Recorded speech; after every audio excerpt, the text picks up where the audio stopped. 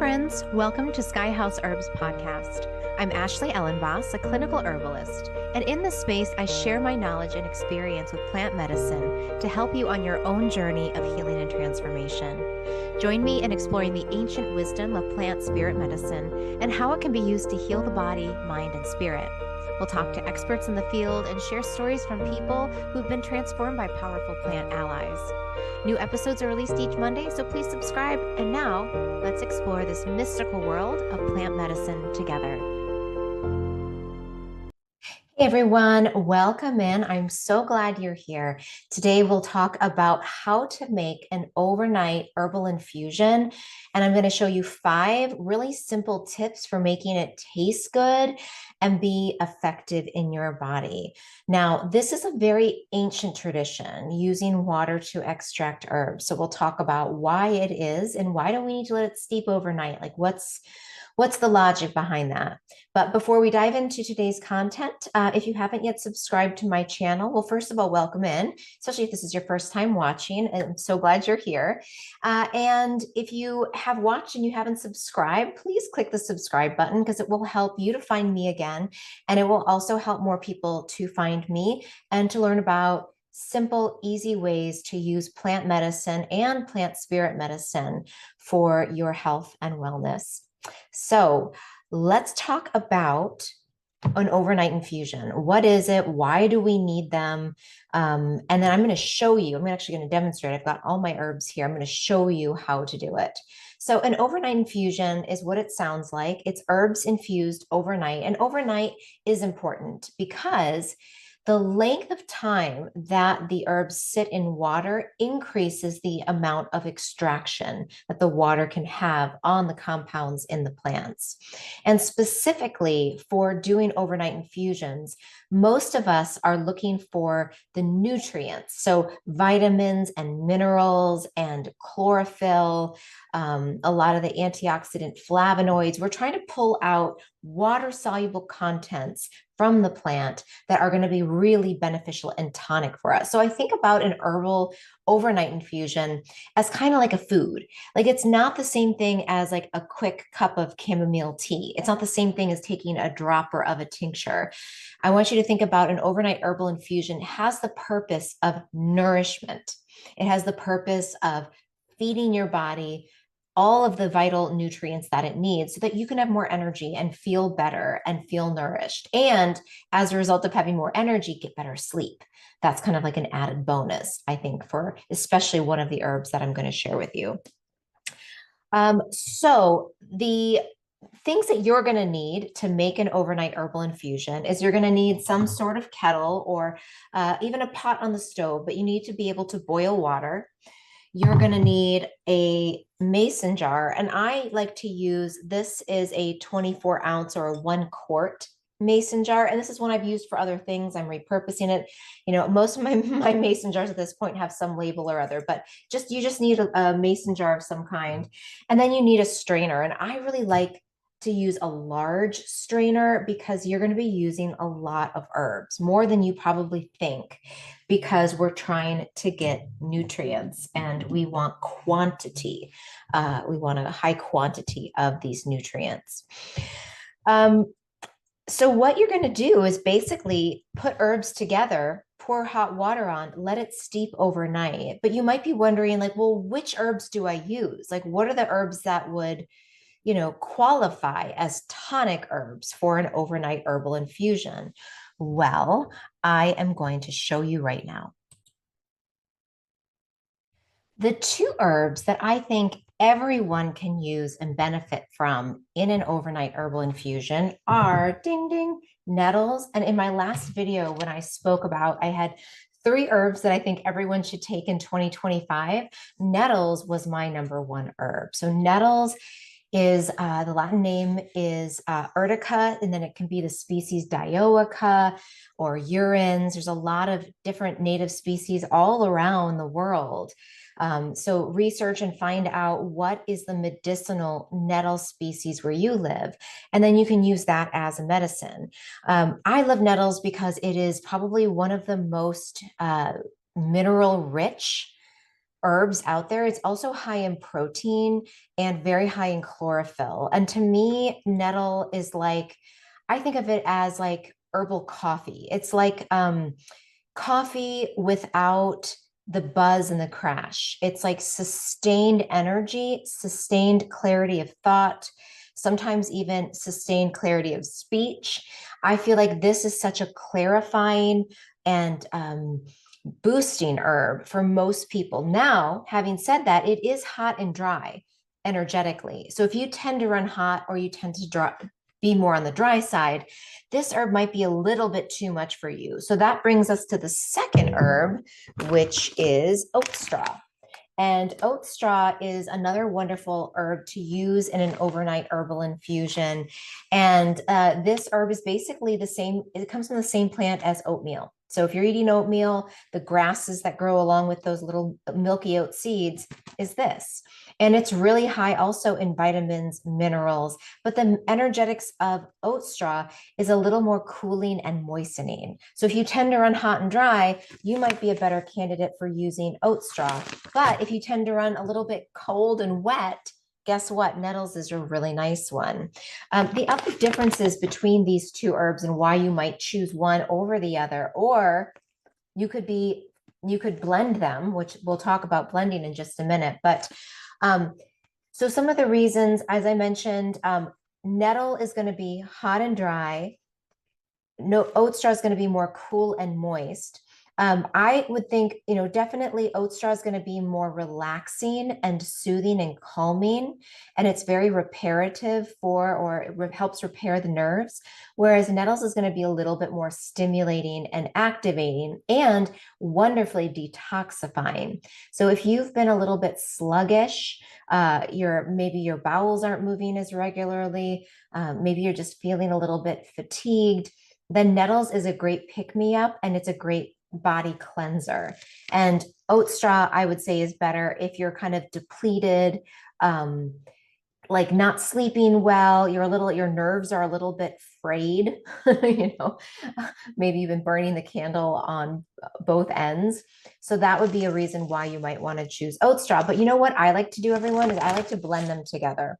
And depending on where I am with my own body and energy, I might use 2 parts of nettles and 1 part oat straw, or 2 parts oat straw, 1 part nettles. That's the beauty of herbal medicine, is that a lot of this can be customized. And I just think it's such a flexible, such a beautiful art, this art of medicine making and blending herbs. We shouldn't be afraid. So, I'm going to give you some guidelines, but all of the herbs I'm talking about are safe to use. Both of these herbs are safe in pregnancy. Both of these herbs, nettle and oat straw, are safe if you're breastfeeding. I use both of them during my pregnancies and also during the 3 years I breastfed both my children. So very, very safe, very, very nourishing.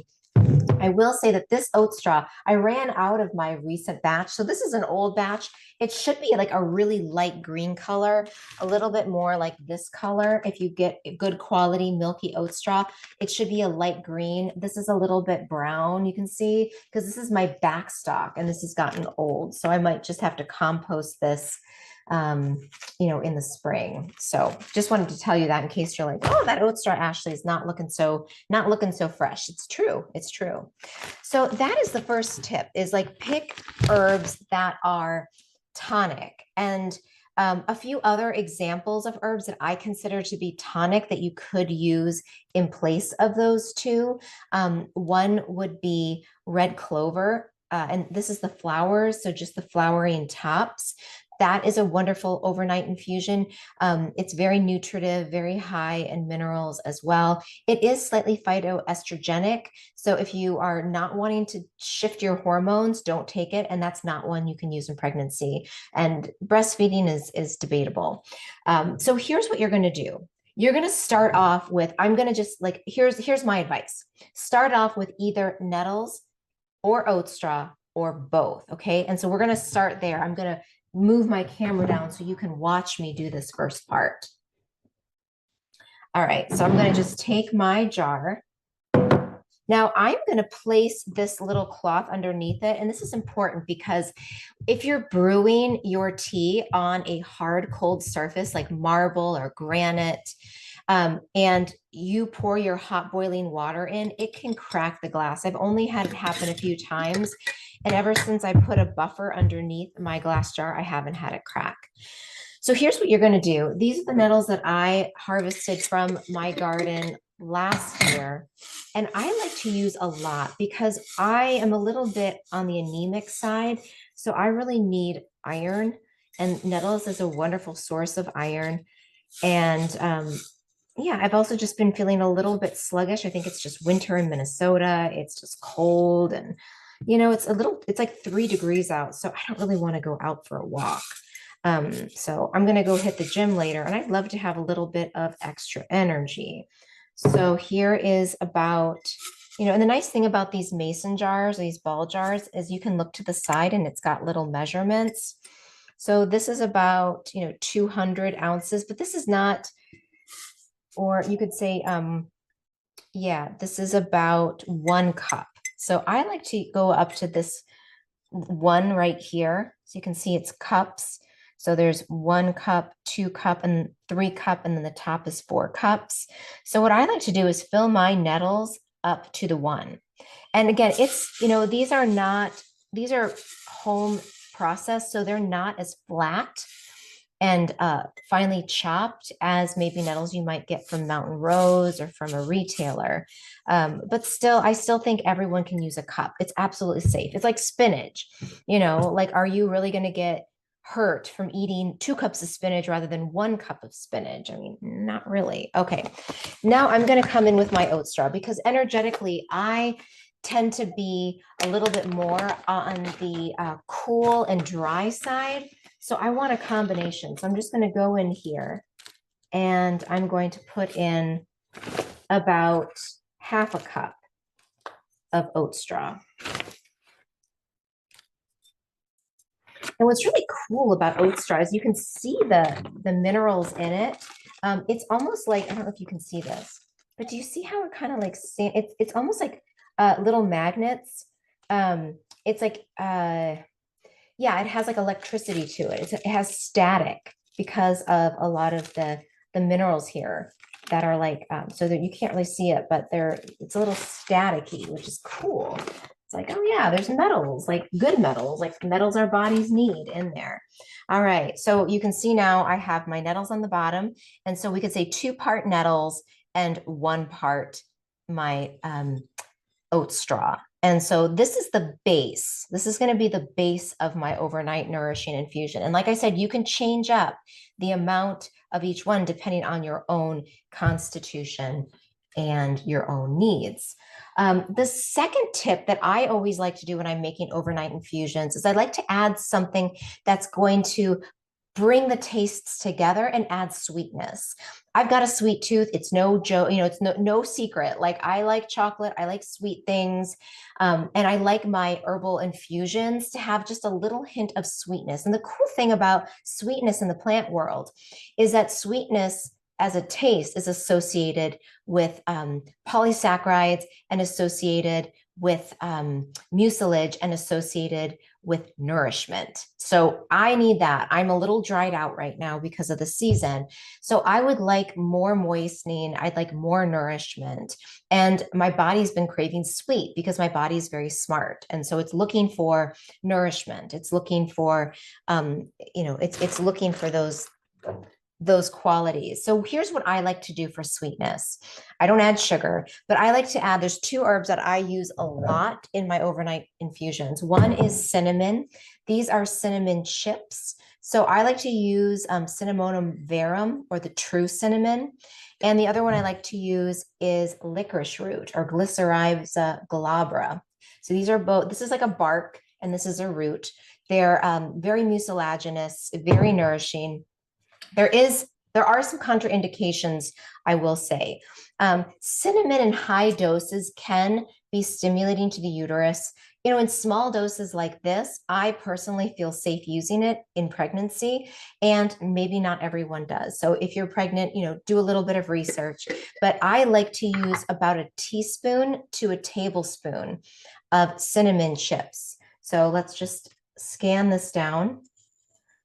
And I'm going to take That's probably about maybe like a teaspoon and a half. Okay, so that's my cinnamon. And then now licorice is something that this herb does have a lot of contraindications. You don't want to use licorice if you have high blood pressure, especially if it is uncontrolled. Now, if you are on blood pressure medication and it's monitored and it's very well controlled, you may be able to use small amounts of licorice, but you have to keep an eye on your blood pressure because we know that licorice will elevate blood pressure. Now, if you tend to have low blood pressure, like myself, then a little bit of licorice actually is a really good thing because it will increase blood pressure just slightly. What I also love about licorice is it's an adaptogen, so it's really good for moderating stress, and it's really good for the immune system, and it's a wonderful anti-inflammatory. I use this one a lot when I have lung congestion and lung issues as almost like a prednisone. Like I kind of think of licorice as like an herbal prednisone, but of course it's a plant. It has much more to offer than just that. It's sweet, it's building, it's nourishing. You don't need a lot. This one, it's like stevia. If you add too much stevia, it can ruin a whole blend of tea. Same thing with licorice. So I'm just going to use a pinch. This is probably about half a teaspoon. Okay. So no, it doesn't take much. It really doesn't. So that's going to add sweetness, and it's going to also add a little thickness. And it's going to, in Chinese medicine, it's really interesting because in Chinese medicine, licorice is added to a lot of formulas because it's said to bring the medicine to all 12 meridian lines in the body. So it's said to help disperse the medicine throughout the body. So it's used as they call it a synergist or an activator. So that I like to add a little bit of that. And if you can't use licorice because you have high blood pressure and maybe you're worried about that, then you just use cinnamon. Cinnamon is also a great catalyst and energy mover. It's spicy, warming, aids in digestion, aids in blood sugar regulation, which is also pretty amazing as well. So now I've added my sweetness. That's my second tip. It will really help it become more palatable and go down a lot more smoothly. My third tip is to add a nervine. And I guess this could also be a stimulant. It depends on what you need. This is where you can add a small amount of an herb to modulate your energy or your mood. So I typically don't need stimulants. I got enough energy, but I can always use a little bit of calming and relaxing medicine. So here are some of my favorite herbs that I like to use that are more on the calming side. This is wood betony. This is a wonderful herb. And it's fallen out of use in modern herbalism, which is unfortunate, but I think it's a really wonderful nervine tonic. It's really good for people who dissociate, who are really good at like staying in their head and forgetting they have a body, maybe forgetting to eat, forgetting to just take care of yourself. So wood betony is like a cloak of remembering of how to care and how to love your body. So I think this is a good one for most people to take. And I'm just going to pour in maybe about 2 tablespoons, but you could do more, you could do less. This is pretty tonic and gentle, so I wouldn't worry too much about that one. And then other herbs that would be really nice as nervine relaxants would be something like lemon balm. This is the lemon balm from my harvest from last summer. Oh my gosh, still smells so good. Look how beautiful and green it is. And so lemon balm is a wonderful herb for anxiety. It's a gentle tonic. And actually, what's really interesting? I was just listening to a podcast, and they were saying that lemon balm is really good for cognition and memory and learning. So it actually can spike norepinephrine in the brain, which can help your mind focus more. So that's pretty cool. Like to be relaxed and focus, like that's a win-win. So I'm just taking a good pinch. This is probably, I don't know, maybe a little less than a quarter cup. Maybe this is like 1/8 of a cup of lemon balm leaves. I'm going to sprinkle that in. Now, let's say you do want energy. Let's just say you're like, no, you know what? I don't want any of this like calming stuff. Like I want to like get up and go when I take my infusion. So the nettles will be definitely something that's going to give you energy. Other things that you can add in that will be a little bit more activating is you could add a little bit of ginseng root. And again, just like a teaspoon of the dried root Ginseng is a wonderful adaptogen, and it's definitely going to give you a little bit more energy. I've never put coffee in. I feel like that would taste kind of gross, but one could, I guess, hypothetically do. You could put coffee in. The other thing that you could do is if you wanted to add a little bit of green tea, you could do that at the very end and let it steep maybe for 15 minutes in the cold water after you've done the hot water infusion, and just let that tea bag sit in there 15 minutes before you strain and pour it out and drink it. So that's another option. Okay, so now we've got our herbs in. What do we do next? What do we do? What's the next step? Well, this is like pretty easy. It's pretty easy stuff. I'm going to take my hot water, and you want it to have just boiled. So you take your hot water, you bring it to a boil, and then you cover your herbs.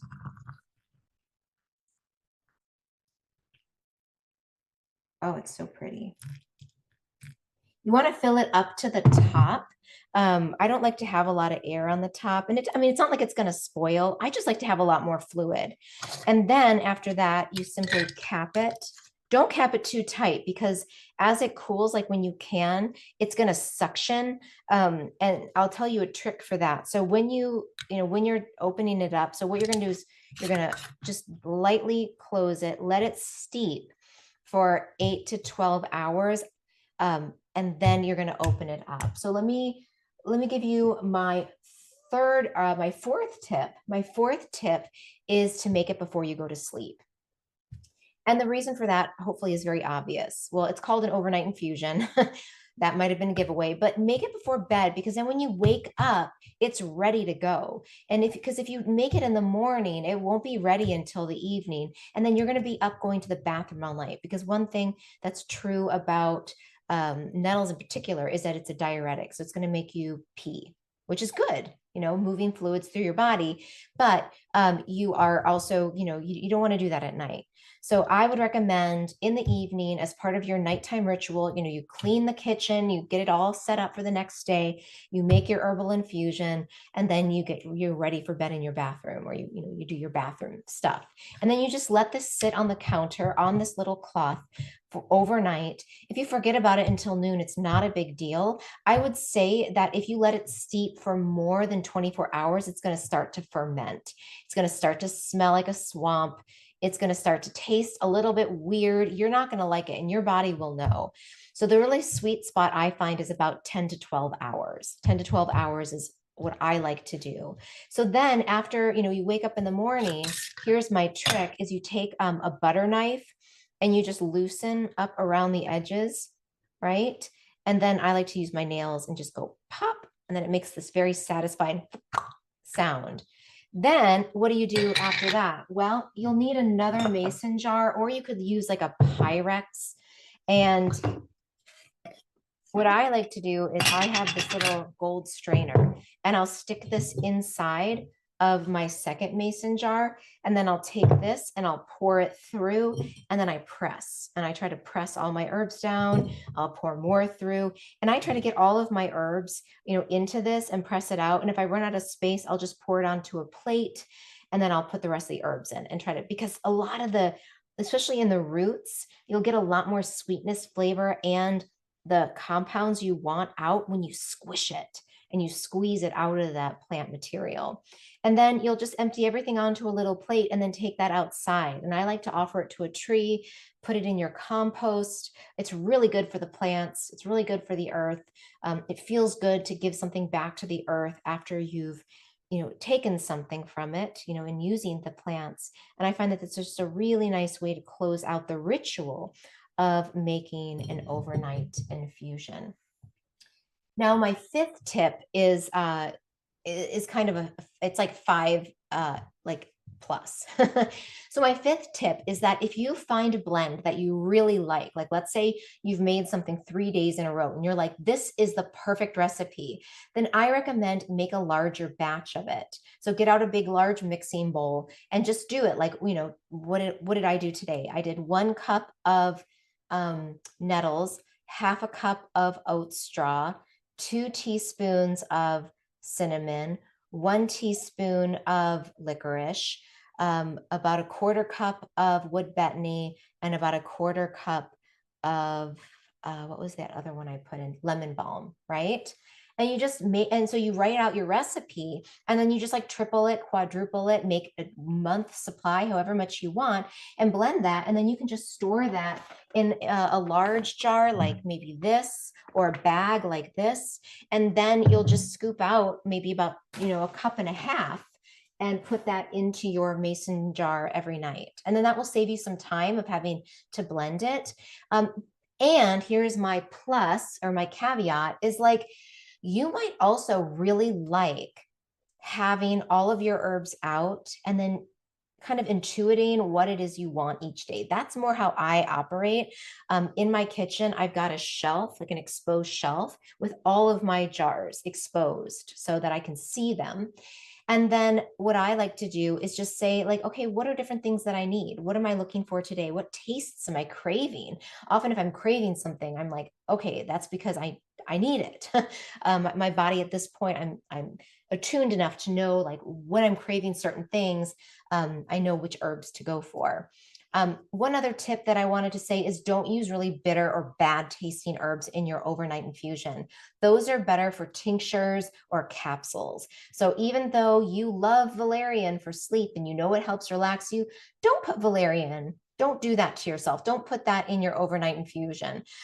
Don't put really bitter things. Even chamomile can turn it bitter because if you steep chamomile for a long time, all those tannins that are astringent and a lot of the bitter flavors come out and it ends up not tasting good. So experiment, I mean, a lot of times you learn from trial and error, but if you know yarrow is bitter, then, and you don't want that taste, trust me, you don't, then just, either put like an energetic, like a little pinch in if you want the energy of it, but don't put a lot in because then when it comes time to drinking it, it's a lot. It's a quart. So you want to make something that you know you're gonna love.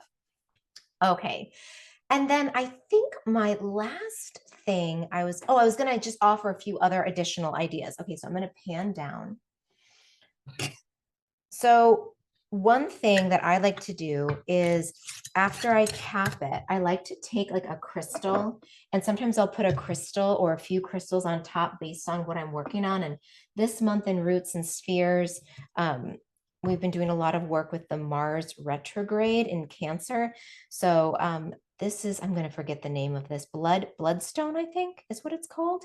So, like I think tonight I'm going to put this on there. And, we know that Nettles is also really good for building blood and it's a wonderful blood tonic. And actually in astrology, Mars is the ruler of nettles because it's sharp, pointed, dry. And if you look at the petals or the leaves, rather, it's got needles. So it's like very Martian.